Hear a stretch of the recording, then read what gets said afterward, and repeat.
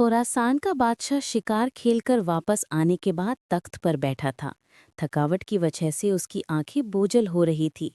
बादशाह के पास एक गुलाम हाथ बांधे मुअद्दब से खड़ा था। बादशाह को सख्त नींद आई हुई थी, मगर जब भी उसकी आंखें बंद होती तो एक मक्खी आकर उसके नाक पर बैठ जाती थी। और नींद और बेख्याली की वजह से बादशाह गुस्से से मक्खी को मारने की कोशिश करता, लेकिन उसका हाथ अपने ही चेहरे पर पड़ता था और वो हड़बड़ाकर जाग जाता था।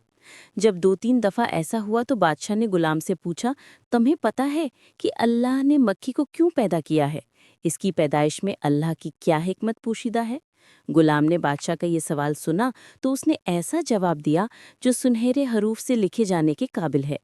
गुलाम ने जवाब दिया, बादशाह सलामत, अल्लाह ने मक्खी को इसलिए पैदा किया है कि बादशाहों और सुल्तानों को ये एहसास होता रहे कि वो खुद को कहीं खुदा न समझ बैठें, क्योंकि वो खुद से एक मक्खी को भी काबू नहीं कर सकते।